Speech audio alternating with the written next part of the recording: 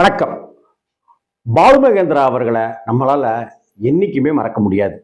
இந்திய சினிமா திரையுலகில் ஒரு மிகச்சிறந்த ஒளிப்பதிவாளர்களில் மிக முக்கியமானவர் பாலுமகேந்திரா சார். அந்த பாலுமகேந்திரா சார் அப்படின்னு சொல்லும் பொழுதே அவருடைய படைப்புகளும் அந்த ஜில்லுன்னு இருக்கிற அந்த ஒளிப்பதிவு காட்சிகளும் நம்ம கண்ணுக்கு முன்னாடி வந்துடும். பாலுமகேந்திரா அவர்கள் முதல்ல இயக்கிய படம் கன்னடத்தில் தான். கோகிலா அப்படிங்கிற திரைப்படத்தில் கமல் சாரை ஹீரோவா வைத்துக்கொண்டு அந்த படத்தை அவர் பண்ணார். பாலுமகேந்திரா சாரும் கமல் சாரும் நல்ல ஒரு நண்பர்கள்ங்கிறது இங்கே முக்கியமான விஷயம். அதே போல பாலுமகேந்திரா சார் கன்னடத்தில் படம் எடுக்கும் பொழுது ஒரு கதாபாத்திரம், துணை கதாபாத்திரம், அதுக்கு ஒருத்தர் தேவை அப்படின்னு சொல்லும் பொழுது நம்ம நடிகர் மோகன் சார் அவர்களை சந்திச்சாரு. அவரை பிடிச்சிருந்துச்சு. அதனால கோகிலா படத்தின் மூலமா மோகனை அங்க அறிமுகப்படுத்தினார். அதற்கு பிறகு தமிழ்ல அவர் அழியாத கோலங்கள் அப்படின்னு படம் எடுத்தார். இந்த அழியாத கோலங்கள் திரைப்படம் தமிழ்நாட்டில் பல திரையரங்குகளில் 100 நாட்களை கடந்து 150 நாட்களை கடந்து ஓடிச்சு. சென்னையில் தேவி காம்ப்ளெக்ஸ் அந்த தேட்டர்லேயே அந்த படம் 300 நாட்களை கடந்து ஓடி சாதனை பண்ணின ஒரு படம். மிகப்பெரிய தாக்கத்தை ஏற்படுத்திய படம். ஒரு ஒரு அடலசன்ட்டு, ஒரு விடலை பருவம், அந்த விடலை பருவத்தில் இருக்கிற பெண் சம்பந்தப்பட்ட ஈர்ப்பு, குறுகுறுப்புகள், கிளுகிழுப்புகள்ங்கிற விஷயத்தை அந்த படம் அவ்வளவு காத்திரமாக சொன்னிச்சு அப்படின்ற வகையில் அந்த படம். அதே போல் அழியாத கோலங்கள் திரைப்படத்தில் கமல் சார் ஒரு கெஸ்ட் ரோலாக பாலுமகேந்திராவுக்காக தன்னுடைய நண்பனுக்காக பண்ணி கொடுத்துருப்பார். பிரதாப் போத்தனும் சோபாவும் நடித்த அந்த படத்தை நம்மளால் மறக்கவே முடியாது. எனக்கு அப்போ 10 வயசு இருக்கும். திருச்சியில் பேட்டவாய் தலை, சிறுகனூர், அந்த அந்த அந்த பெருகமணி, ஜியபுரம் அந்த பகுதிகளை பற்றியில் அந்த அந்த இடத்துலையே தான் இந்த படத்தை ஷூட்டிங்லாம் நடந்துச்சு அப்படின்னு என்னுடைய 10 வயசில் சொல்லுவாங்க. எனக்கு ஆசையாக இருக்கும். ஐயோ அதை பார்க்கணுமே அப்படின்னு சொல்லிட்டு. அப்போ எனக்கு பாலுமகேந்திரா யாருன்னு தெரியாது. ஷோபா மேலே எனக்கு பெருசாக எனக்கு எப்படிப்பட்ட நடிகர்லாம் எனக்கு தெரியாது. பிரதாப் போத்தன் யார் அப்படிங்கிறது எனக்கு தெரியாது.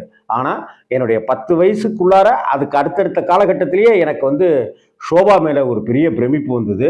பிரதாப் போத்தன்கிறவர் எப்பேற்பட்ட உன்னதமான கலைஞர், எப்பேற்பட்ட அறிவாளிங்கிறது எனக்கு தெரிஞ்சுது. பாலுமகேந்திராங்கிற ஒரு படைப்பாளியை பார்த்து மிரண்டு போனேன். அவருடைய படைப்புகளெல்லாம் பார்த்து மிரண்டு போனேன். அந்த சமயத்தில் அழியாத கோலங்கள் அந்த படைப்பெடுப்பு காட்சிகளை பார்க்க முடியலையே அப்படின்ற ஒரு வருத்தம் உண்டு.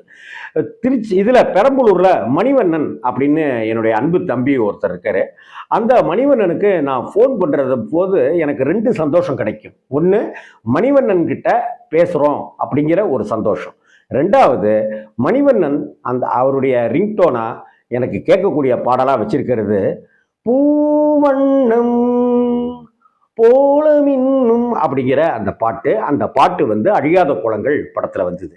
இந்த படத்துக்கு இவ்வளவு பெரிய வசூல் சாதனை செய்த அந்த படத்துக்கு நடிகர்கள் ரொம்ப ரொம்ப குறைவு. ஒரு பிரதாப் சாரை வச்சுக்கிட்டும், ஷோபா மேடமை வச்சுக்கிட்டும் அவர் கவிதை தீட்டி இருக்கிற படம் தான் அழியாத கோலங்கள்.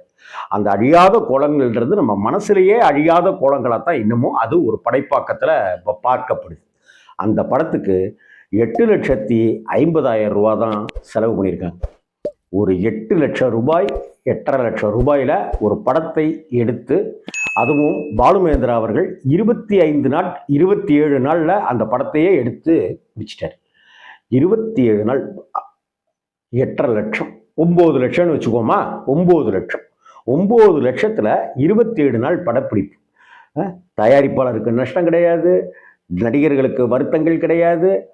போய் உட்காந்து திருச்சியில் உட்காந்து சுற்றி முற்றி படத்தை எடுத்து முடிச்சுட்டு அந்த படத்தை ஒரு 300-400 நாள் படமாக அதை கொடுத்துருக்கிறார் பாலுமகேந்திரான்னா. அதனால தான் பாலுமகேந்திரா பட்டறையிலிருந்து வந்த பாலாவிலேருந்து ஆரம்பித்து, சீனு ராமசாமி அண்ணன்லேருந்து ஆரம்பித்து, முக்கியமாக வெற்றிமாறன் சார்லேருந்து எத்தனை படைப்பாளிகள் என்னென்ன விதமான பேட்டர்ன் தனக்குன்னு உருவாக்கிக்கிட்டு இருக்காங்க பாருங்களேன். அதெல்லாம் நினைக்கும் போது பாலுமகேந்திராவை பற்றி சொல்லணும்னு தோணும்போது எனக்கு அழியாத கோலங்கள் திரைப்படம் எனக்கு ஞாபகத்துக்கு வரும். ஏன்னா நான் திருச்சியில் அந்த பகுதியில் ஷூட்டிங் நடக்குதுன்னு சொல்லும்போது எனக்கு ஒரு ஆசை இருக்கும். ஆனால் பார்க்கல. ஆனால் பாலுமேந்திரா சார் மேலே எனக்கு பின்னால் ஒரு பெரிய ஈர்ப்பு வரும்போது நம்ம அந்த இப்போ பாலுமேந்திரா சார் ஷூட்டிங் நடந்திருந்தனாக்க போயிருப்போமே. அட ரீவைன் வித் ராம்ஜின்னு ஹிந்துவில் பேட்டி எடுத்தப்ப பாலுமேந்திரா சார் இருந்திருந்தாக்கா அவரை நம்ம போய் பேட்டி எடுத்துருக்கலாமே அப்படின்ட்டுலாம் எனக்கு ஒரு ஆசை என்ன உண்டு. ஒரு தீரா காதல் மாதிரி ஒரு தீராத ஆசைகள் உண்டு. அந்த ஒரு 8,50,000 8,50,000 ரூபாய் செலவில் 27 நாள் படப்பிடிப்பு. ஆனால் அது ஒரு வெள்ளி விழா படமாக, வெள்ளி விழாவையும் கடந்ததொரு மாபெரும் படைப்பாக வந்திருக்குன்னா அதுதான் பாலு மகேந்திரா இந்த செல்லுலாய்டுல வரைந்த கோலங்கள். அதுதான் அழியாத கோலங்கள் அப்படின்னு உங்கள்கிட்ட ஷேர் பண்ணிக்கணும்னு தோணுச்சு. வணக்கம்.